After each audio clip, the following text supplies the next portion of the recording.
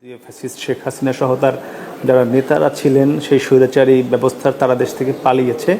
যে আকাঙ্ক্ষা ছিল কিংবা ছাত্র জনতার যে উদ্দেশ্যে লাখ কোটি মানুষ রাজপথে নেমে এসেছিল, কতটুকু পূরণ হয়েছে বলে আপনি মনে করছেন? আপনাকে ধন্যবাদ এবং যারা দেখতেছেন আমাদেরকে দর্শকদেরকেও ধন্যবাদ জানাচ্ছি। এবং প্রথমেই জুলাই গণঅভ্যুত্থানের সকল শহীদ এবং আহত যোদ্ধা যারা তাদেরকে শ্রদ্ধার সাথে স্মরণ করছি। প্রথমে একটু ক্ল্যারিফিকেশন দিই যে আমি নেতৃত্ব দিয়েছি, আমি আসলে এভাবে ভাবি না, এটা আমি শুনতেও স্বাচ্ছন্দ্য বোধ করি না। আমরা মনে করি যে বৈষম্যবিরোধী ছাত্র আন্দোলনের যারা অংশগ্রহণ করেছেন প্রত্যেকজন তরুণ ছাত্র এবং সাধারণ যারা জনতা অংশগ্রহণ করেছেন তারা প্রত্যেকেই এই আন্দোলনের নেতৃত্বের অংশীদার। আর যদি মূল প্রসঙ্গে আসি, যেটা বললেন প্রাপ্তির বিষয়টি, 1 বছর যেহেতু পেরিয়ে গেছে, সবাই আসলে এখন হিসাব নিকাশটা করছে আমরা আসলে কি পেলাম, আমাদের কি অর্জন হলো। আমরাও নিজেরাও এটা মূল্যায়ন করছি যে গত 1 বছর আসলে আমরা কতটুকু পরিবর্তন দেখতে চেয়েছিলাম, পেতে চেয়েছিলাম, কতটুকু হলো। সেই জায়গা থেকে অবশ্যই আমাদের অপ্রাপ্তি রয়েছে, আমাদের কিছুটা হতাশাও রয়েছে, আবার প্রাপ্তির জায়গাও রয়েছে। জুলাই গণঅভ্যুত্থানের মধ্যে দিয়ে আমরা নিঃসন্দেহে শুধু বাংলাদেশের না, পৃথিবীর ইতিহাসে অন্যতম কুখ্যাত একজন স্বৈরাচারী শাসক, তাকে হটিয়েছিল বাংলাদেশের জনগণ। তার মধ্য দিয়ে বাংলাদেশের জনগণ মুক্তি লাভ করেছিল। কিন্তু গণঅভ্যুত্থানের পরবর্তী সময়ে আমাদের আশা ছিল যে মানুষ যে বঞ্চনার অভিজ্ঞতা তার হয়েছে গত 15 বছরের, তার মানবাধিকার হরণ হয়েছে, জুলাই গণঅভ্যুত্থানের সংগঠিত গণহত্যা, যে বৈষম্যহীন আমরা ব্যবস্থার কথা প্রত্যাশা করেছি, সংস্কারের কথা আমরা আকাঙ্ক্ষা করেছি, এই সব কিছু আরও দ্রুত গতিতে হবে, আরও দৃশ্যমান হবে। তো তার নানা ধরনের উদ্যোগ আমরা দেখতে পেয়েছি এই সরকারের সময়ে। আমি নিজেও যেহেতু সরকারে ছিলাম, আমাদের জায়গা থেকে চেষ্টা করেছি। তো তার কিছু উদ্যোগ এগিয়েছে, অনেক কিছুই হয়নি।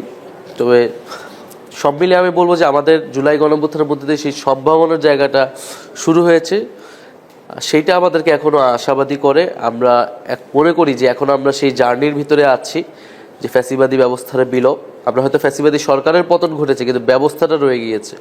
ফলে এই ব্যবস্থার বিলোপ না ঘটা পর্যন্ত আসলে জুলাই গণঅভ্যুত্থানের পূর্ণ আকাঙ্ক্ষার পূর্ণ বাস্তবায়ন হবে না বলে আমি মনে করি। যতটুকু বিলোপ হয়েছে আপনি বলছেন সেই ব্যবস্থাটা এখনো রয়ে গেছে। 1 বছরে যতটুকু ব্যবস্থা চলে যাবার কথা ততটুকু গিয়েছে?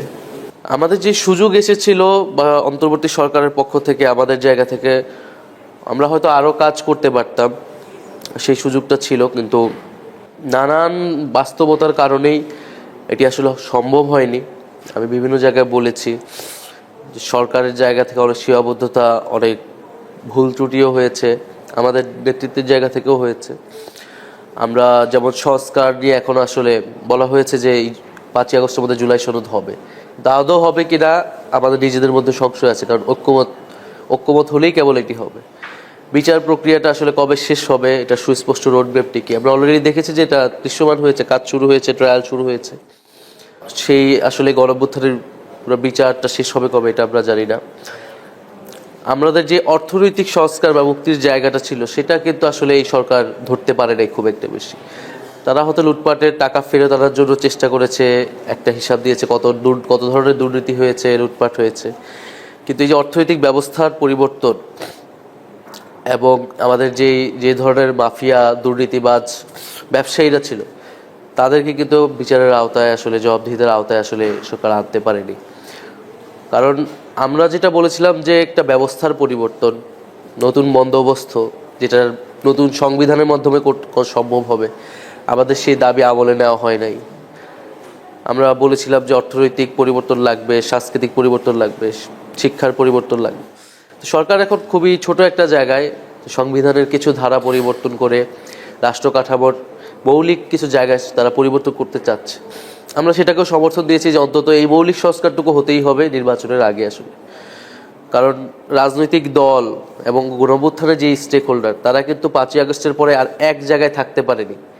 গণঅভ্যুত্থানের আগে যেরকম বা ওই সময়টা আমরা একটা এজেন্ডা ধরে সবাই একত্রিত হয়েছিলাম যে শেখ হাসিনার পতন, কিন্তু এর সাথে আমরা বলেছিলাম নতুন ব্যবস্থাও লাগবে। এই নতুন ব্যবস্থার দাবির সাথে সবাই একমত না হয়তো, ফলে 5ই আগস্টের পরে কিন্তু যার যার এজেন্ডায় সবাই চলে গিয়েছে। আচ্ছা, কখনো কি মানে আপনার কাছে কি মনে হয়েছে, আপনিও যেহেতু এখন একটি দলের প্রধান, আবার আপনি এই সরকারেও ছিলেন একজন গুরুত্বপূর্ণ উপদেষ্টা হিসেবে, দুটির টেস্টই আপনার নেওয়া আছে, পরিবেশটা আপনার বোঝা আছে, সেক্ষেত্রে কি মনে হয়েছে যে 5 আগস্টের পর সবগুলো দল এক জায়গায় থাকতে পারলো না এবং সেটি একটা জায়গায় অনৈক্য হলো, এখন গিয়ে বিরোধী অবস্থায় চলে গিয়েছে, একে অন্যকে দেখতে পারছে না, বসতে পারছে না পাশাপাশি, এটি হওয়ার কারণ কি, মূল কি মনে হয় কারণটা? ওইটা আমি বললাম যে সবার লক্ষ্য তো আসলে সেম ছিল না। শেখ হাসিনার পতন, এটা এই জায়গায় সবাই কমন জায়গা ছিল সবারই, কিন্তু আমরা তো অভ্যুত্থানের সময় পরিষ্কার করেছি যে আমরা কেবল দলের পরিবর্তন নয়, কেবল সরকারের পরিবর্তন নয়, আমাদের অভ্যুত্থানটা আওয়ামী লীগের বিরুদ্ধে ছিল না কেবল, বরং এই যে বন্দোবস্ত, এই যে সিস্টেম, যে সিস্টেমের মধ্যে দিয়ে স্বৈরাচার তৈরি হয়, অলিগার্ক ব্যবসায়ীরা তৈরি হয়, যে স্বৈরাচারের মধ্যে দিয়ে গুম খুনের মতো সিস্টেম, মানবাধিকার হরণের মতো কালচার তৈরি হয়, সিস্টেমটাকে পরিবর্তন করতে হবে।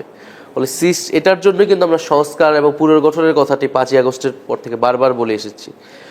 আমরা নতুন সংবিধানের কথা বলেছি, কিন্তু এই দাবির সাথে হয়তো সবাই একমত না। তারা মনে করতেছে শুধু এই বিদ্যমান ব্যবস্থার রাজনৈতিক নেতৃত্বটাকে পরিবর্তন করাটাই তাদের জন্য হয়তো আকাঙ্ক্ষা ছিল, যে এই আওয়ামী লীগ চলে যাবে কিন্তু এই রাজনৈতিক নেতৃত্ব অন্য কেউ গ্রহণ করতে চায়। কিন্তু আমাদের লড়াইটা এটা ছিল বলে আমরা মনে করি না, ফলে আমরা সেই লড়াইটাই করতেছি নতুন ব্যবস্থার জন্য। আর ফলে আমরা এবং রাজনৈতিক দল যারা, তাদেরকেও আমরা বোঝানোর চেষ্টা এখনো করছি যে আমাদের আসলে ঐক্যের জায়গাটা হইতে হবে এই নতুন ব্যবস্থার প্রতি। সেই নতুন ব্যবস্থা করার জন্য কি কখনো মনে হয় বা রিয়েলাইজেশন আসে কিনা যে এই এনসিপি বা রাজনৈতিক দল এটি না করে যদি আপনারা সেই বৈষম্য বিরোধী ছাত্র আন্দোলন যে একটি প্ল্যাটফর্মে ছিলেন, প্রেশার গ্রুপ, সেই গ্রুপটা সবার কাছেই গ্রহণযোগ্য ছিল, এখন যেহেতু রাজনৈতিক দল হয়ে গিয়েছেন তা আপনি একে অন্যের এখন প্রতিদ্বন্দ্বী হয়েছেন, ওই প্ল্যাটফর্মে থাকলে আরও ভালো কিছু হতো দেশের জন্য, এমনটি মনে হয় কিনা? বৈষম্যবিরোধী ছাত্র আন্দোলন তো 7-8 মাস কাজ করেছে আসলে। আমরা কিন্তু রাজনৈতিক দল গঠনের সাজেশন বা আমরা প্রয়োজনীয়তা বোধ কিন্তু আগস্ট সেপ্টেম্বর থেকেই ছিল। তখন কিন্তু বিভিন্ন মানুষ বলেছে একটা নতুন দল দরকার, ছাত্রদের দল দরকার। আমরা কিন্তু সে সময় দল গঠনের প্রক্রিয়া যাইনি। আমরা তখন গেলে হয়তো আরও বেশি লাভবান হতে পারতাম, আরও বেশি মানুষকে যুক্ত করতে পারতাম। আমরা কেন যাইনি?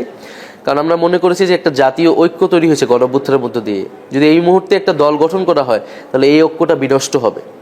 ফলে ছাত্ররা প্রেশার গ্রুপ আকারে থাকবে, রাজনৈতিক দলগুলোর সাথে একটা ঐক্যমতের মধ্য দিয়ে আসলে সংস্কার প্রক্রিয়া যাবে। কিন্তু আমরা যখন দেখলাম যে রাষ্ট্রপতি অপসারণ থেকে শুরু করে জুলাই ঘোষণাপত্র, যে ছাত্রদের পক্ষ থেকে যে দাবিগুলো 5ই আগস্টের পরে করা হয়েছে এই নতুন বন্দোবস্তের জন্য, স্বৈরাচারী ব্যবস্থার পরিবর্তনের জন্য, সেই জায়গায় আসলে রাজনৈতিক দল, প্রধান দল যে তাদের সাপোর্ট আমরা পাইনি। তো অলরেডি কিন্তু বৈষম্য বিরোধীর সাথে সেই পার্থক্যটা হয়ে গেছে। ফলে আমাদের কাছে মনে হয়েছে যে আমাদেরকে আসলে রাজনৈতিকভাবে এবার সংগঠিত হতে হবে। এই কারণে আমরা একটা নতুন রাজনৈতিক দল করার আসলে প্রয়োজনীয়তা বোধ করেছি। আচ্ছা, সেই রাজনৈতিক দল যখন করলেন, সেখানে আমরা দেখি যে আপনাদের এই এনসিপি বা এর আগে নাগরিক কমিটি ছিল, সেখানে জুলাই নিয়ে বিভিন্ন বিভাজনের বক্তব্য আপনাদের দলের বিভিন্ন শীর্ষ নেতাদের পক্ষ থেকে এসছে, ডানপন্থী বামপন্থী নানানভাবে বিভাজন আমরাও দেখেছি। মানে এটিও মনে হয় কিনা এই যে জুলাইকে একটি কুক্ষিগত করার একটি আকাঙ্ক্ষা বা চাওয়া, এটিও কি বিভাজন তৈরি করার জন্য কাজ করেছে কিনা? না, আমরা তো কখনোই বলি নাই যে জুলাই গণ অভ্যুত্থান এককভাবে আমাদের অভ্যুত্থান, আমরা অংশগ্রহণ করেছি। বরং আপনি দেখবেন যে আমাদের যে ছাত্র সংগঠন ছিল, অর্থাৎ বৈষম্যবিরোধী ছাত্র আন্দোলনের নেতৃত্বের একটা বড় অংশই গণতান্ত্রিক ছাত্র শক্তির নেতাকর্মী ছিলেন। আমরা কিন্তু এই গণ অভ্যুত্থানের পরে ছাত্র শক্তি এই সংগঠনটাকে আমরা বিলুপ্ত করে দিয়েছি, যাতে এই জায়গা থেকে যে এই গণ অভ্যুত্থান এককভাবে ছাত্র শক্তির নেতারা করেছে এই অভিযোগ বা এই জিনিসটা যাতে না হয় ঘটনাটি। কারণ ইতিহাসে এইগুলো আমরা বিভিন্ন সময় দেখেছি, মুক্তিযুদ্ধের ক্ষেত্রেও দেখেছি। আমরা কিন্তু বৈষম্যবিরোধী ছাত্র আন্দোলনের ব্যানারেই তখন আসলে কাজ করেছি। আমরা যখন খুবই স্পষ্ট করেছি যে আসলে বৈষম্যবিরোধী ছাত্র আন্দোলন 7 মাস কাজ করেছে, বৈষম্যবিরোধী ছাত্র আন্দোলনে 5ই আগস্টের পরে যারা ছাত্র দল থেকে এসেছিল, ছাত্র শিবির থেকে বা অন্য সংগঠন থেকে এসেছিল, তারা কিন্তু যার যার ব্যানারে চলে গিয়েছে, তার এজেন্ডায় তারা রাজনীতি করছে। কারণ সবারই ব্যানার তখন প্রকাশ হয়েছে। 5ই আগস্টের আগে সবাই ছিল বৈষম্যবিরোধী ছাত্র আন্দোলনের পিছনে, 5ই আগস্টের পরে সবাই যার যার ব্যানারে চলে গেছে। কিন্তু বহু সংখ্যক তরুণ যাদের নিজেদের কোনো দল নেই, কিন্তু এই গণঅভ্যুত্থানের মধ্য দিয়ে তাদের ভিতরে রাজনৈতিক আকাঙ্ক্ষা, নেতৃত্বের আকাঙ্ক্ষা তৈরি হয়েছে। এবং বহু সংখ্যক মানুষ যারা অন্য দলে আগে করলেও 5ই আগস্টের পরে মনে হয়েছে যে একটা নতুন প্ল্যাটফর্ম, নতুন রাজনীতি দরকার। এই সব বিবেচনায় কিন্তু আসলে আমরা এনসিপি বা জাতীয় নাগরিক পার্টি গঠন করেছি। ফলে এটি শুধু জুলাই গণঅভ্যুত্থানের বিষয় না, বরং জুলাই গণঅভ্যুত্থান পরবর্তী সময়ে আমরা মনে করেছি যে আমাদের কিছু দায়িত্ব আছে, যেই দায়িত্বটা যদি অন্য রাজনৈতিক ফ্যাসিবাদ বিরোধী যে দলগুলো আমাদের সাথে ছিল তারা যদি পালন করতো, তাহলে এই নতুন দল গঠনের প্রয়োজনীয়তাই থাকতো না। যেহেতু আমাদের কাছে মনে হয়েছে তারাই দায়িত্ব পালন করছে না, এবং এটা স্পষ্টও হয়েছে বিভিন্ন কর্মসূচির ভিতরে মধ্য দিয়ে যখন আমরা সমর্থন পাইনি, সেই জায়গায় তো ছাত্ররা অবশ্যই এটা কন্টিনিউ করবে এই লড়াইটা। তার জন্য তাদের রাজনৈতিক প্ল্যাটফর্ম অবশ্যই দরকার ছিল। আচ্ছা, এরপরে আমরা দেখেছি জুলাই আন্দোলনে যারা শহীদ হয়েছেন, আহত হয়েছেন, পঙ্গুত্ব বরণ করেছেন, মানে তাদের প্রতি আপনারা যেহেতু আন্দোলনের একটি মূল স্টেক ছিলেন, হয়তো আপনারা তাদের সঙ্গে দেখা হচ্ছে বা কথাবার্তা হচ্ছে, তাদের যতটা পুনর্বাসন দরকার ছিল সেটি এখন আমরা দৃশ্যমান ততটা দেখি না। আপনি ওই আন্দোলনের একজন অন্যতম সমন্বয়ক হিসেবে এখান থেকেও একটু মনে হয় কিনা যে আরও কিছু করার ছিল তাদের জন্য? সেটা তো অবশ্যই, এবং এটা তো আমাদের সবার জন্যই দুঃখজনক। এবং যেহেতু আমি সরকারও ছিলাম, আমার ভিতর থেকে দেখার সুযোগ হয়েছে। সরকারের জায়গা থেকে অনেক ধরনের উদ্যোগ নেওয়া হয়েছে। প্রথম থেকেই তাদের আর্থিক নিরাপত্তা, ভবিষ্যৎ নিরাপত্তার বিষয়গুলা, বাজেটে তাদের জন্য বরাদ্দ রাখা, তাদের জন্য স্বাস্থ্য সুবিধা দেওয়া, হেলথ কার্ড করা, বিদেশে পাঠানো, ঢাকার কয়েকটি হাসপাতালে পুরো 1 বছর ধরেই একটা বড় অংশের রোগী যারা আহত যোদ্ধা তারা ছিলেন। কিন্তু যেটা হয়েছে যে আমাদের রাষ্ট্রের, আমাদের ব্যুরোক্রেসির ব্যবস্থাপনাগত ত্রুটি আমরা দেখেছি, আমলাতান্ত্রিক জটিলতা দেখেছি। ফলে এই পুরো উদ্যোগগুলা বা এই সুযোগ সুবিধাগুলো আসলে সেই পরিবারগুলোর কাছে পৌঁছাতে পারেনি, অনেক দেরিতে পৌঁছাইছে। এবং এই কাজটা আসলে এই কাজটা সরকারকেই করতে হয়, এটার জন্য একটা বড় ইনস্টিটিউশন দরকার। ফলে বাংলাদেশের যে প্রাতিষ্ঠানিক দুর্বলতা স্বাস্থ্যক্ষেত্রে এবং অন্যান্য ক্ষেত্রেও, সেটার কারণে আসলে এই ঘটনাগুলো ঘটেছে। তারা দেরিতে এই সুযোগ সুবিধাগুলো পেয়েছে, বা এখনও হয়তো অনেক জায়গায় দেরি হচ্ছে। তো আমরা আশা করি যে সরকার যে উদ্যোগগুলো নিয়েছে সেগুলো যদি সঠিকভাবে বাস্তবায়ন করা যায়, তাহলে তাদের যে পুনর্বাসন এবং রাষ্ট্রীয় মর্যাদার বিষয়টি সেটি আসলে সম্ভব হবে। এবং এটির জন্য আমরা ক্রমাগত সরকারের সাথে আসলে প্রকাশ্যে বা ইনফরমালি আমরা কথা বলি তাদেরকে। না, আপনি তো সরকারে ছিলেন, সরকারের মধ্যে সদিচ্ছাটা দেখেছেন? সরকারের মধ্যে সদিচ্ছা ছিল, আমরা নিজেরা ক্যাবিনেটে ছিলাম, আমরা বারবার সেই প্রক্রিয়াগুলো, উদ্যোগগুলো নিচ্ছি, কিন্তু সেই উদ্যোগগুলা তৃণমূল পর্যন্ত, অর্থাৎ সেই পরিবারের কাছে জন্য বাস্তবায়িত হতে হয় আসলে ব্যুরোক্রেসি, আমলাতন্ত্রের মাধ্যমে। এই যে যন্ত্র আছে, তো সেইখানে অনেক ধরনের সমস্যা, জটিলতা, ব্যবস্থাপনাগত ত্রুটি আসলে ছিল। একজন রোগীকে দেখা গেছে বিদেশ পাঠাতে হইলেও অনেক ফাইল, অনেক ধরনের সিদ্ধান্ত গ্রহণ প্রক্রিয়া আসলে যেতে হয়েছে। ফলে এগুলোর কারণে আসলে এই পুনর্বাসন প্রক্রিয়াতে বিলম্ব ঘটছে। না, এই ডক্টর ইউনূস তাকে মূলত আপনারাই এনেছেন। তখনকার যে ছাত্র জনতা তারা চেয়েছিল বলে আপনারা তার সঙ্গে যোগাযোগ করে এনেছেন। আজকে আপনারা যে বক্তব্য দিলেন আমরা দেখেছি, সেখানে বলেছেন এই জুলাই সনদ দিতেই সরকার ব্যর্থ হয়েছে, ইউনূস সরকার ব্যর্থ হয়েছে। এই কারণে আপনারা নিজেরাই একটি জুলাই সনদ ঘোষণাপত্র দিবেন, আপনারা জুলাই ঘোষণাপত্র। আপনি তো সরকারে ছিলেন, অন্দরমহলের খবর আপনি জানেন। এই যে ডক্টর ইউনূস ব্যর্থ বলা হচ্ছে, আসলে কি অন্দরমহলের খবর কি, কেন ব্যর্থ? ভিতরে কি বিভিন্ন মুখী উপদেষ্টারা রয়েছে, মেরুকরণ আছে কিনা কোনো, একটু কি বলবেন দর্শকদের জন্য? না, এই অন্তর্বর্তী সরকার কিন্তু আসলে কোনো দলীয় সরকার না। যদিও এটা ভাবা হইতে বলা হয় ছাত্রদের সরকার, কিন্তু এই সরকারের উপদেষ্টা পরিষদে কিন্তু বিভিন্ন ঘটনার সাজেশনে বা তাদের মতের লোকজন কিন্তু আছে। সরাসরি রাজনৈতিক দলের প্রতিনিধি না থাকলেও তাদের ভাবাদর্শের অনেক উপদেষ্টাই আছে। কারণ আমরা যখন উপদেষ্টা পরিষদ গঠন করেছি, তখন কিন্তু আমরা প্রধান রাজনৈতিক দলগুলোর সাথে বা আন্দোলনের যারা অংশগ্রহণ করেছিল তাদের সাথে কিন্তু আলোচনা করে তাদের থেকে সাজেশন নিয়ে উপদেষ্টা পরিষদ গঠন করেছি। ওই উপদেষ্টাদের সাথে আমাদের কোনো পূর্ব পরিচয় ছিল না, আমরা তাদেরকে চিনতাম। ফলে সরকারের উপদেষ্টা পরিষদের ভিতরেও এটা এক ধরনের নানা পক্ষের অংশগ্রহণ আসলে আছে, নানা স্বার্থেরও এখানে দ্বন্দ্ব আছে। দ্বিতীয়ত হচ্ছে ঘোষণাপত্রের যে বিষয়টি, 31 ডিসেম্বর বৈষম্যবিরোধী ছাত্র আন্দোলন জাতীয় নাগরিক কমিটি ঘোষণাপত্র দেওয়ার ডাক দিয়েছিল। সরকার পরে দায়িত্ব নিয়েছিল যে সরকার কিন্তু তখন একটা প্রতিশ্রুতি দিয়েছিল, সরকার তখন পালন করেনি। আওয়ামী লীগ নিষিদ্ধের আন্দোলনে সরকার প্রতিশ্রুতি দিয়েছিল 30 কার্যদিবস, সরকার সেই কার্যদিবস 25 জুন মনে হয় শেষ হলো, করতে পারেনি। কেন পারেনি, কবে করবে বা করবে কিনা সেটিও স্পষ্ট করেনি। সরকারের জায়গা থেকে যেটা বলেছিল এটা সব দলের সম্মিলনে এটা করতে হবে, ফ্যাসিবাদ বিরোধী যে দলগুলো ছিল। তো সেই দলগুলোর মধ্যে যদি কোনো দল সম্মত না হয়, সেই কারণে হয়তো সরকার করতে পারছে না। কিন্তু আমাদের জায়গা থেকে যে সরকার এটা পারে না, এটা তার স্বীকার করা উচিত এবং এটা স্পষ্ট করা উচিত কেন পারেনি। আর আমরা দিব এটা বলেছি এই কারণে যে আমরা যেহেতু বা মানে যারা ছাত্র নেতৃত্ব ছিল গণঅভ্যুত্থানের, তারাই ঘোষণাপত্রের দাবিটি তুলেছিল। যেহেতু সরকার দিতে পারছে না, বিভিন্ন রাজনৈতিক দল সম্মত হচ্ছে না, অন্তত আমাদের জায়গা থেকে আমরা জুলাইকে কিভাবে দেখি, কি আকাঙ্ক্ষা, সেই বক্তব্যটা আমরা জনগণের সামনে রাখতে চাই।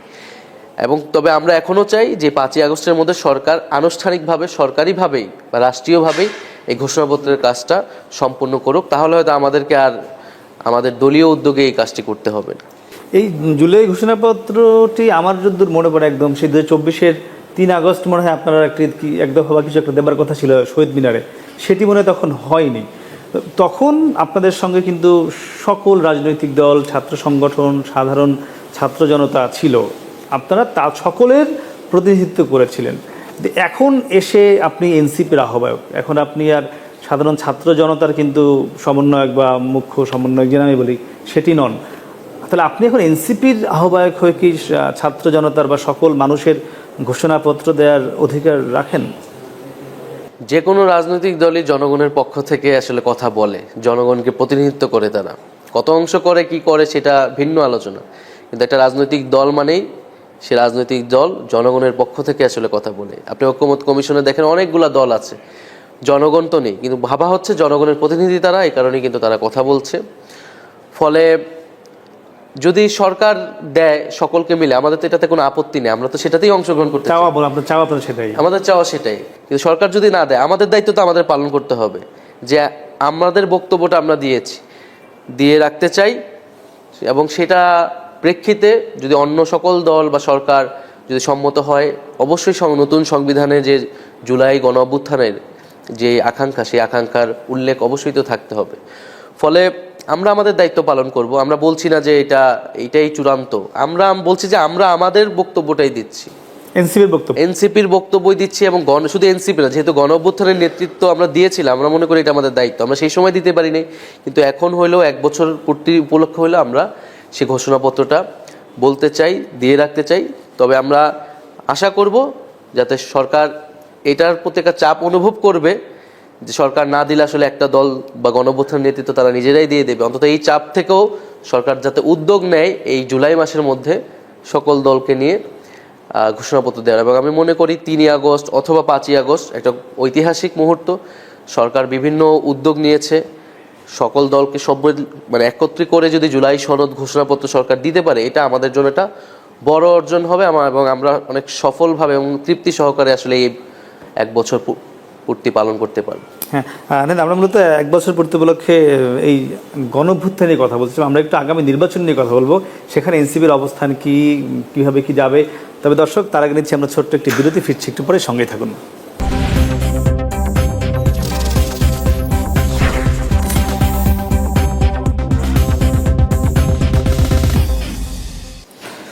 ফিরলাম বিরতির পর, কথা বলছিলাম জুলাই গণঅভ্যুত্থানের 1 বছর পূর্তি নিয়ে। আমাদের সঙ্গে আছেন এনসিপির আহ্বায়ক নাহিদ ইসলাম। আমরা একটু কথা বলতে চাই আগামী নির্বাচন নিয়ে। এনসিপি এই নির্বাচন কমিশনের নিরপেক্ষতা নিয়ে প্রশ্ন তুলেছে। তাহলে এই নির্বাচন কমিশনের অধীনে কি এনসিপি আগামী জাতীয় সংসদ নির্বাচনে যাবে? আমরা নির্বাচন কমিশন পুনর্গঠনের দাবি জানিয়েছি, তার কতগুলো যৌক্তিক কারণ আমরা দেখিয়েছি, যে কীভাবে পুরনো আইনে নির্বাচন কমিশন গঠিত হয়েছে এবং বিশেষত ইশরাকের ঘটনা নির্বাচন কমিশন প্রশ্নবিদ্ধ হয়েছে, এটা আদালত থেকেও বলা হয়েছে। শুধু এনসিপি নয়, আরও কয়েকটি রাজনৈতিক দল, জামাত ইসলাম সহ, তারাও নির্বাচন কমিশনের নিরপেক্ষতা নিয়ে প্রশ্ন তুলেছে। ফলে আমরা সরকারের জায়গা থেকে তো এখন আসলে বক্তব্য পাইনি। সরকার এই নির্বাচন কমিশন নিয়ে কি ভাবছে এবং নির্বাচন সংস্কার কমিশনের প্রেক্ষিতে নির্বাচন কমিশন আইন পুনর্গঠন হয় কিনা, সেই বক্তব্যগুলো আসার পরে নির্বাচন সংস্কার কমিশন থেকে যে প্রস্তাবনাগুলো দেওয়া হবে সেটি কতটুকু আসলে বাস্তবায়ন করা হবে, তারপরে আসলে আমরা এই সিদ্ধান্তটা নিব। আচ্ছা, সেই সিদ্ধান্ত আপনারা নির্বাচনের আগে আগে নিশ্চয়ই নেবেন। তার আগে আরেকটি সিদ্ধান্ত হয়তো নিতে হবে আপনাদেরকে। বাংলাদেশের রাজনীতিতে আমরা দেখি যে নির্বাচন হয় অনেকটা জোট নির্ভর, আমরা গত কয়েক দশক ধরে সেটিই দেখে এসেছি। আগামী ফেব্রুয়ারিতে ভোট, ডক্টর মোহাম্মদ ইউনূসের যে এখন পর্যন্ত পরিকল্পনা যেটি তিনি বলেছেন তেমনটি আমরা জানি। লন্ডনে তিনি তারেক রহমানের সঙ্গে বৈঠক শেষে একটি যৌথ বিবৃতিতে এই কথা বলেছেন। সেই ভোটে এনসিপি যদি যায়, আপনি বলেছেন সিদ্ধান্ত নেবেন, যদি যাওয়ার সিদ্ধান্ত হয়, কোন জোটে যাচ্ছেন আপনারা? এনসিপি নিজেই একটা জোট করবে না এরকমটা তো ভাবার কোনো কারণ নেই। ফলে আমরা তো আসলে নতুন একটা রাজনীতি করার জন্যই আসলে নতুন একটা দল গঠিত হয়েছে।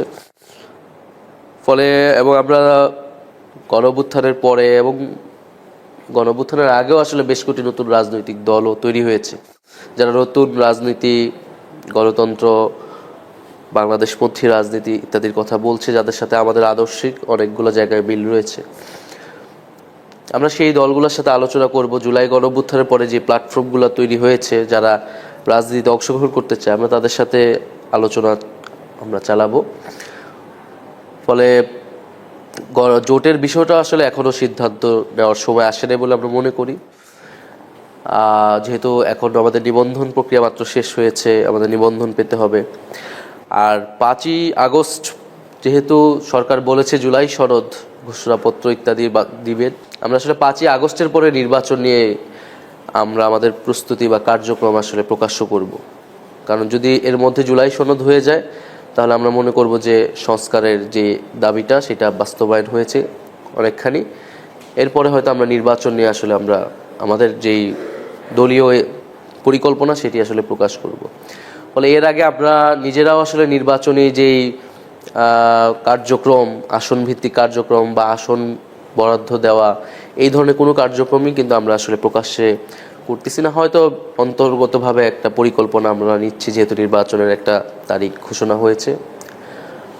ফলে নির্বাচনী জোট আমরা যাব কি যাব না এই বিষয়ে আসলে এখনো কোনো, মানে আপনারা বলছেন 5 আগস্ট পর্যন্ত আপনারা ঘোষণাপত্র বা জুলাই সনদ এদিকে বেশি মনোযোগ? হ্যাঁ, আমাদের মনোযোগটা, আমাদের লক্ষ্যটা আসলে এই কেন্দ্রিক। আপনি একবার বলেছিলেন, আপনি বা আপনার দল, যে আপনাদের যদি দাবি যেগুলো আর জুলাই সনদ নিয়ে রয়েছে, ঐক্যমতের কথা বলছিলেন, আপনারা স্বাক্ষর করবেন না।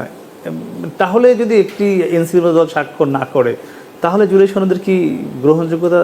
মানে জুলাই সনদ তো আসলে তাহলে হবেই না। আমরা যেটা বলেছি যে যদি মৌলিক সংস্কারের জায়গায় ঐক্যমত না হয়, তাহলে এইটাকে আর সনদ বা এত আয়োজন করার কোনো কারণ নাই।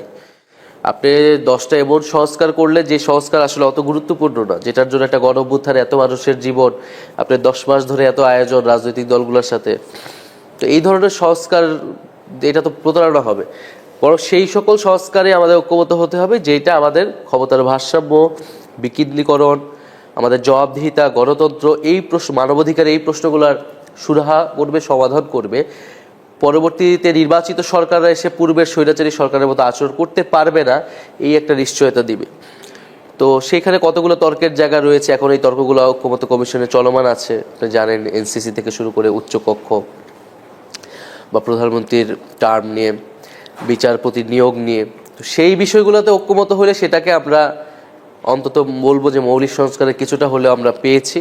ফলে সেটাই হবে প্রকৃত জুলাই সনদ বা জাতীয় সনদ। আচ্ছা, এখানে যে ঐক্যমত্য কমিশন আপনিও যান আপনার দল থেকে রাজনৈতিক দল হিসেবে, সেখানে এখন যে অবস্থা আমরা দেখছি, বিএনপি, জামাত, এনসিপি, অন্যান্য দল, এখনও বেশ কিছু গুরুত্বপূর্ণ বিষয়ে একমত হওয়া যায়নি। আপনি কয়েকটি বিষয় বলছিলেন, সংখ্যানুপাতিকের ব্যাপারে রয়েছে। তো এগুলো কি মনে হয় আপনার, শেষ পর্যন্ত যদি সমাধান না হয়, তার কেউ তো আসলে সরছে না, একটু একটু করে সরে, এখন কিন্তু আর সরছে না, তাহলে এর সমাধান কি? এই সমাধান তো আসলে সরকারের ভাবা উচিত ছিল, ঐক্যমত্য কমিশন সিদ্ধান্ত কোন প্রক্রিয়ায় নিবে যদি অচল অবস্থা তৈরি হয় এটি স্পষ্ট করে নেই।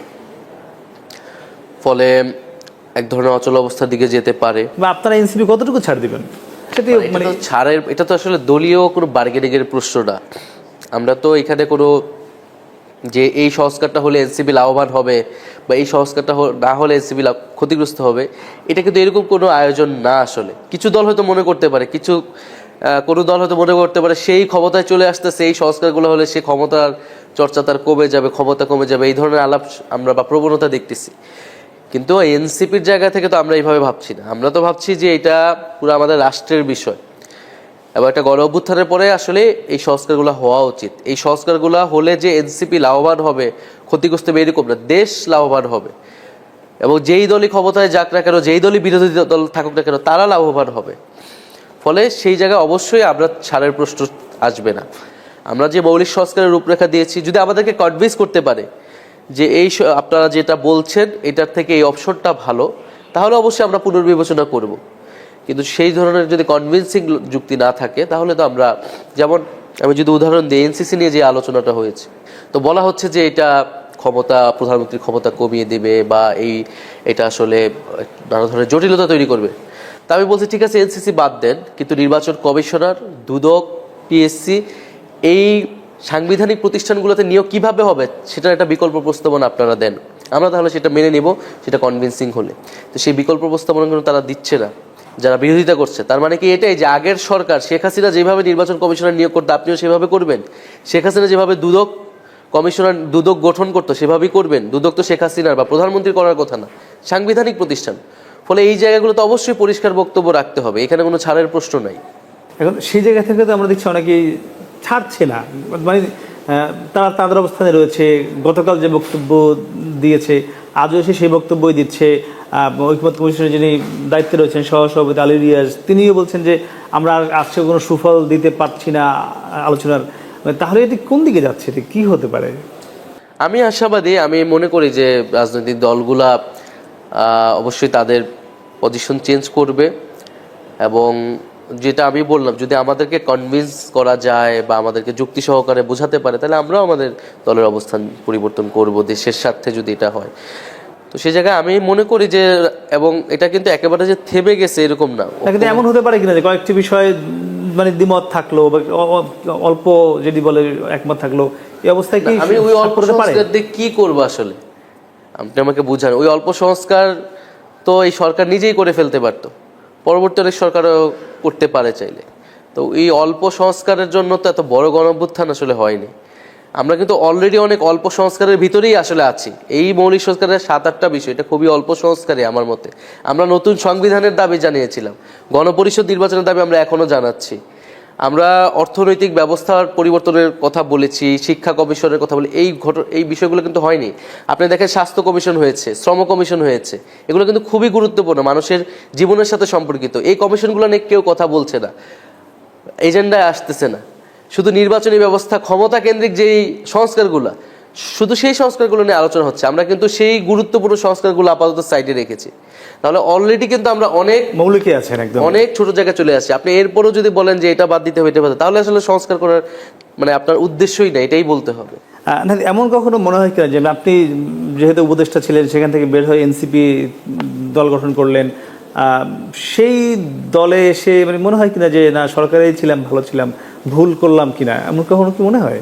না, এরকম মনে হয় না। আমি মনে করি সময়ের প্রয়োজনেই আসলে আমাকে সরকারে যেতে হয়েছিল। সেই পরিস্থিতিতে আমার তো সরকারে যাওয়ার কথা ছিল না, ছাত্রদের সরকারে যাওয়ার আমাদের চিন্তাও ছিল না। যদি জাতীয় সরকার হয়তো ছাত্ররা সরকারে যেতেও না। রাজনৈতিক দলগুলো যেহেতু সম্মত হয় নাই, তখন ছাত্রদেরকে এই দায়িত্বটা পালন করতে হয়েছে, ঐতিহাসিক দায়িত্ব।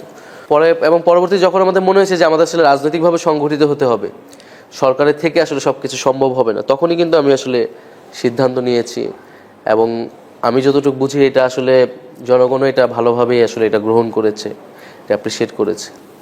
আপনাদের আরো দুজন ছাত্র প্রতিনিধি সরকারে রয়েছে, আসিফ মাহমুদ এবং তারা এনসিপির প্রতিনিধি না, বৈষম্য বিরোধী ছাত্র আন্দোলনের প্রতিনিধি। এমন কিনা যে যেহেতু মানে রাজনৈতিক অবস্থা খুব বেশি ঠিক হচ্ছে না বা এনসিপি কতটুকু ভালো খারাপ করছে, মানে তারা ওই জন্য বের হয়ে আসছে না, এমন কি কোনো বিষয় আছে? না, এরকম কোনো বিষয় না। দেখেন, গণ অভ্যুত্থানে অনেকেই আমাদের সাথে ছিল, বৈষম্যবিরোধী ছাত্র আন্দোলন অনেকেই ছিল, সবাই যে এনসিপিতে আছে এরকম কিন্তু না।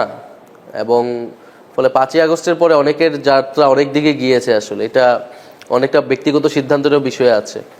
তো যারা সরকারে আছেন তারা মনে করছে সরকারে তাদের দায়িত্ব এখনো শেষ হয়নি, কারণ তাদেরও তো জাতির সামনে আসলে প্রশ্ন মানে উত্তর দিতে হবে। আমি 7 মাস কি করেছি, আমাকেও তো আসলে সেই উত্তর দিতে হয়েছে বা হবে আরও সামনে। সীমাবদ্ধতা থাকলে সেটাও আমাকে বলতে হয়েছে। ফলে এখনও যেহেতু জুলাই সনদের বিষয়টি আছে, বিচারের বিষয়টি আছে, তো সেই জায়গায় ছাত্র প্রতিনিধি হিসেবে তারা তাদের ভূমিকা পালন করছে। তবে সরকারের নিরপেক্ষতার প্রশ্নে তারা তাদের অবস্থান ব্যক্ত করেছে সরকারের জায়গা থেকে, এবং আমরাও এটা সঠিক মনে করি যে রাজনীতি মানে তারা সরকারে থাকা অবস্থায় তো আসলে ইলেকশন করতে পারবে না, রাজনৈতিক দল করতে পারবে না, সেই জায়গায় তো তারা নাই। এবং আমরাও পরিষ্কার করেছি যে তারা অবশ্যই আমাদের সহযোদ্ধা ছিলেন, গণ অভ্যুত্থানের জায়গাতে এখনও তাদের সাথে সেই সম্পর্ক আমরা অনুভব করি, কিন্তু রাজনৈতিক দলের প্রতিনিধি কিন্তু তারা না আসলে। কিন্তু আসতে পারে কিনা প্রয়োজনের 5 আগস্টের পর, যেহেতু 5 আগস্টের পর আপনারা রাজনীতির কথা মানে ভোট নিয়ে ভাববেন, সেটা আসলে পরবর্তী সময়ই আসলে বলবে, আসলে সেটা তখনই বলবে।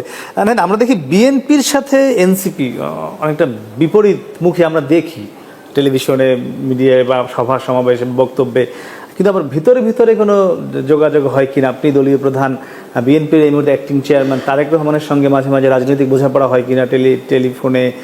সেখানেও নতুন কোনো পরিকল্পনা নির্বাচনে আপনার সঙ্গে তারেক রহমানের আছে কিনা? মানে এই যে বিপরীতমুখী অবস্থান আমরা দেখি, এটা কি উপরে মানে ভিতরের অবস্থাটা কি বিএনপি এবং এনসিপি সম্পর্কে? না, এটা আমি সেটা জানবো। তো দর্শক, তারেক নিচ্ছে আমরা ছোট্ট একটি বিরতি ফিরছি একটু পরে, সঙ্গেই থাকুন।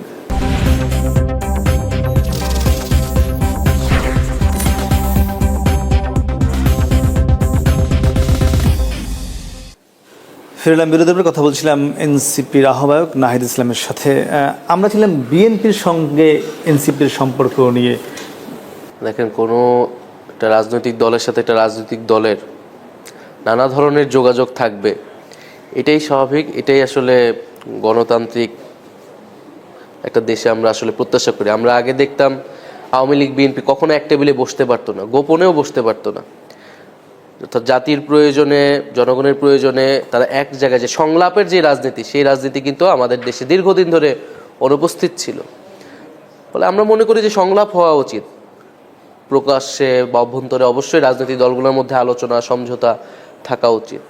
কিন্তু আপনি যে বিষয়টা ইঙ্গিত করলেন আর কি, যে এইটা আসলে কিন্তু এনসিপির বিরুদ্ধে যে অনেকগুলো প্রোপাগান্ডা চালানো হয়েছে, তার একটা হচ্ছে এরকম যে বিএনপির সাথে সমঝোতা তারা করছে বা আসন সমঝোতা করছে। এটার আসলে কোনো সুযোগ নাই এটার। এবং এনসিপি গঠিত হয়েছে, সেই বিদ্যমান দলগুলা কাজ করছে না, জনগণের আকাঙ্ক্ষা বাস্তবায়ন করছে না বিধেই তাদেরকে অস্বীকার করে কিন্তু এনসিপির উত্থান। তাদের সাথে যদি কোনো ধরনের রাজনৈতিক সংযোগের চিন্তা থাকতো, তাহলে সেই দলগুলোর সাথেই কিন্তু গণঅভ্যুত্থানের নেতৃত্বরা যেতে পারত। আর বাংলাদেশে আসলে এই ধরনের রাজনীতিটা চলে, আসন ভাগাভাগি, সমঝোতা। কিন্তু এর থেকে গুরুত্বপূর্ণ আসলে আমরা একটা গণঅভ্যুত্থানের পরে আসলে কথা বলছি। ফলে এইটা আমরা অবশ্যই ধারণ করি যে গণঅভ্যুত্থানের পরে যে জনগণের যে আকাঙ্ক্ষা ছিল বা এখনও আছে, সংস্কার এবং নতুন বাংলাদেশ ব্যবস্থার পরিবর্তন, গণতন্ত্র, বৈষম্যহীনতার জন্য। ফলে আমরা সেইটার প্রতি আসলে আবদ্ধ। আমরা প্রতিটা রাজনৈতিক দলকে আসলে বলছি আপনারা সেই দিকেই আগান, আপনারা সংস্কারের প্রতি মনোযোগী হন। আর আলোচনার বিষয়টা হচ্ছে, হ্যাঁ, যদি জাতির প্রয়োজনে, সংস্কারের প্রয়োজনে, আমরা বিভিন্ন সময় আলোচনা করেছি, আমরা আলোচনা করি, ঐক্যমত্য কমিশনে আমরা তো সরাসরি আলোচনা করি। বিরোধিতার প্রশ্ন যেটা, বিরোধিতা রাজনৈতিক দলগুলোর মধ্যে মতবিরোধ আসলে থাকবে, মতবিরোধ থেকেই তো আলাদা দল। তবে একটা জিনিস স্পষ্ট করতে চাই যে আমরা কিন্তু আসলে কোনো দলের বিরুদ্ধে আমাদের অবস্থান না। আমরা বারবারই পরিষ্কার করছি বন্দোবস্তের বিরুদ্ধে, যে পুরোনো বন্দোবস্ত, স্বৈরতান্ত্রিক মাফিয়া বন্দোবস্ত। এখন কোনো দল যদি তার রাজনৈতিক নেতৃত্ব, যেটা আওয়ামী লীগ ছিল, সেই জায়গায় সে নিজেকে বসাতে চায়, তাহলে তাকে আমরা নতুন আওয়ামী লীগ হিসেবেই দেখব এবং তার বিরোধিতা অবশ্যই আমরা করব।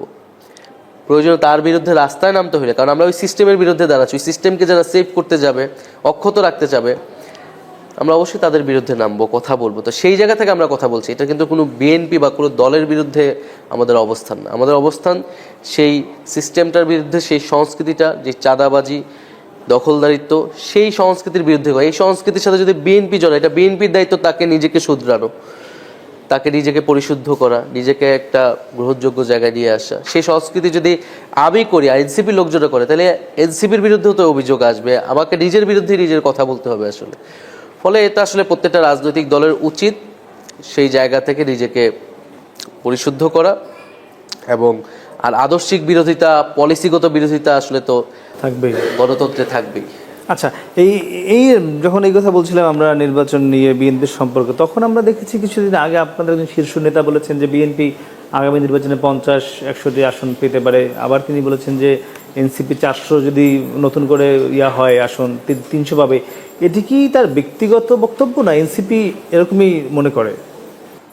এনসিপি এখনো নির্বাচন নিয়ে আসলে কোনো ধরনের সিদ্ধান্ত বা বক্তব্য পৌঁছায় নেই। তিনি হয়তো তার ব্যক্তিগত জায়গা থেকে এটা বলেছেন, তবে এর নানা ধরনের যৌক্তিকতাও রয়েছে বলে আমি মনে করি। কারণ একটা দেখেন, এনসিপি যতই নতুন দল হোক, আমরা যেহেতু দল গঠন করেছি, আমরা যেহেতু নির্বাচন করব, অবশ্যই আমাদের প্রত্যাশা থাকবে জনগণ আমাদেরকে ব্যাপকভাবে আমাদেরকে সমর্থন জানাবে, আমরা সেই লক্ষ্যেই কাজ করব।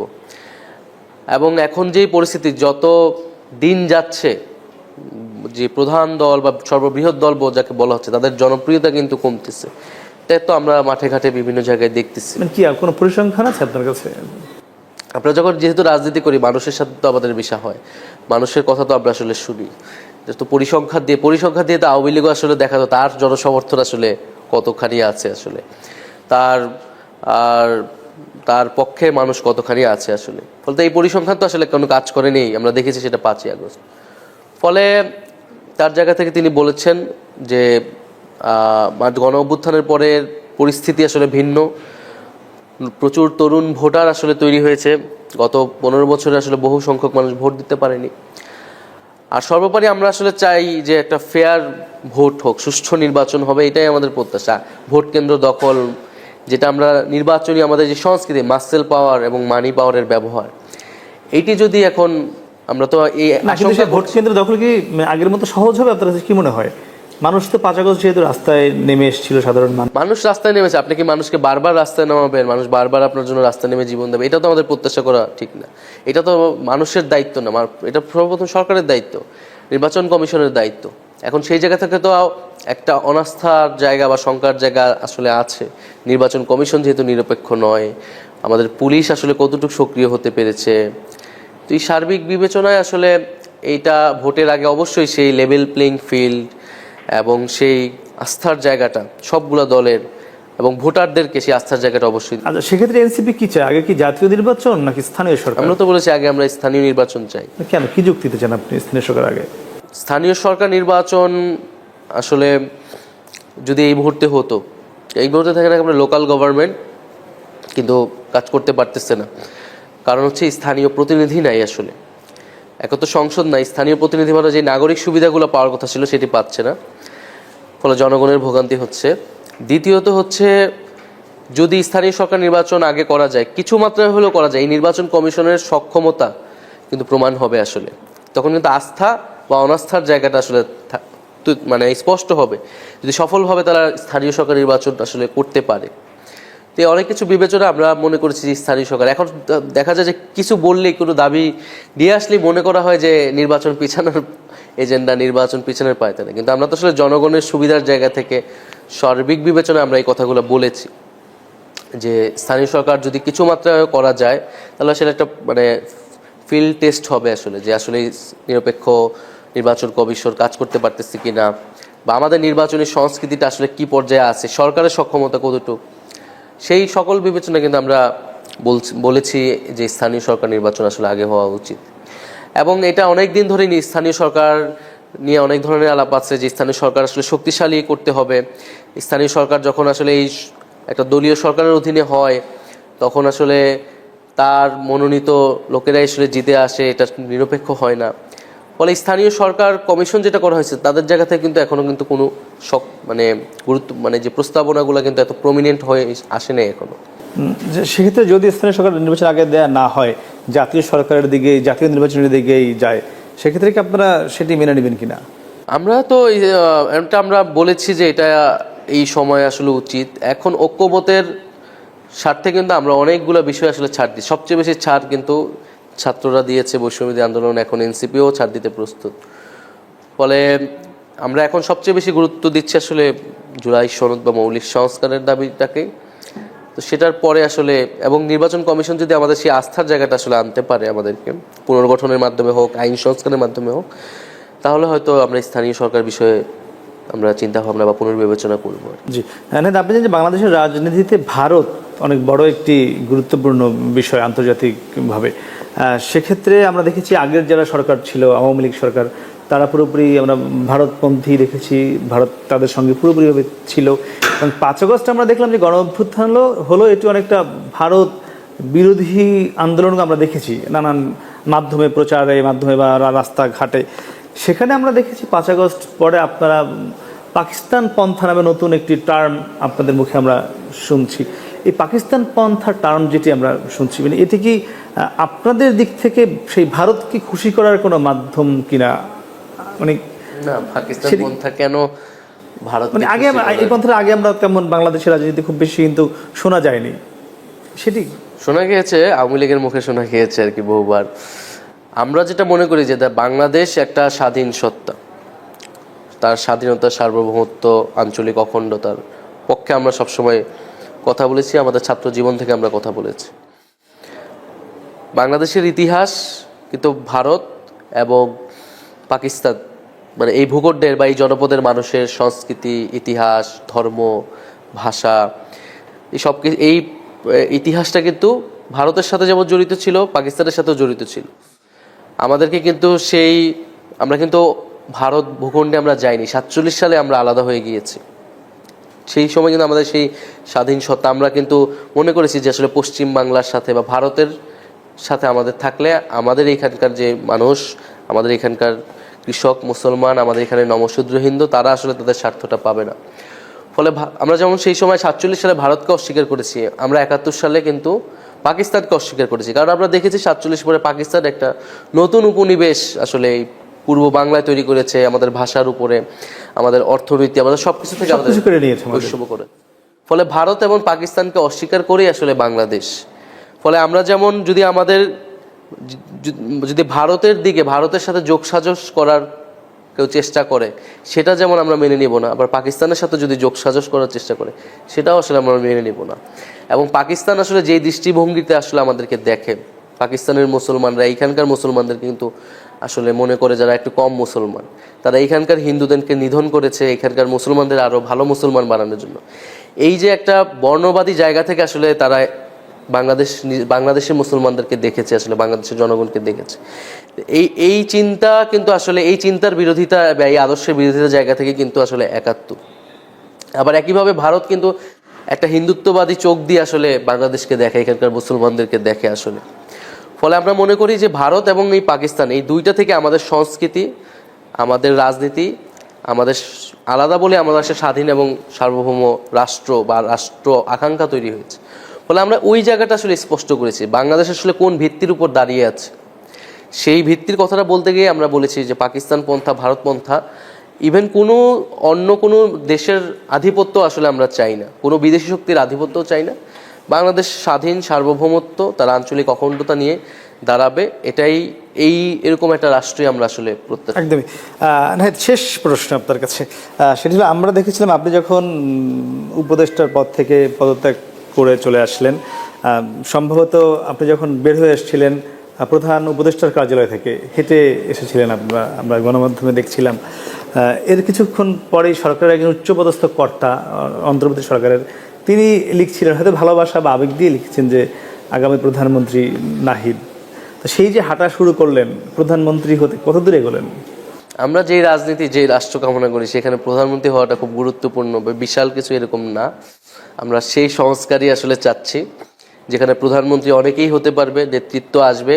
আবার প্রধানমন্ত্রী হলে সে যে অ্যাকাউন্টেবিলিটির বাইরে, প্রধানমন্ত্রী কেন আমাদের জন্য এত একটা লোভনীয় বা রাজনীতিতে মনে হয়, কারণ অনেক ক্ষমতা হতো তার কাছে।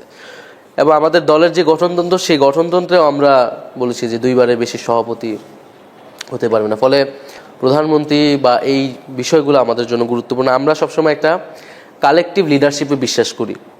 এবং এই গণ অভ্যুত্থানের মধ্য দিয়ে আমরা এই চর্চা করেছি যে সামষ্টিক নেতৃত্ব। হয়তো কোনো একজনকে আপনি দেখেন, একজনের সাথে কথা বলেন, একজন মুখপাত্র, কিন্তু তার পিছনে আসলে অনেকেই রয়েছে, সে এককভাবে সিদ্ধান্ত নেয় না। ফলে এই চর্চা আমাদের বিশ্ববিদ্যালয় জীবনে আমরা যখন রাজনীতি করেছি গণ অভ্যুত্থান এবং এখন আমরা দলে এই চর্চাটা আসলে করি এবং করতে অব্যাহত রাখতে চাই। আর অবশ্যই আমরা সরকার গঠন করতে চাই, সরকারে যেতে চাই। আমরা মনে করি যে যে তরুণদের রক্তে, তরুণদের আকাঙ্ক্ষায়, আত্মত্যাগে আসলে গণ অভ্যুত্থান। ফলে এই তারুণ্যের শক্তিকে আসলে কাজে লাগাতে হবে। তারা দেশ গঠনে কাজ করতে চায়, রাজনীতিতে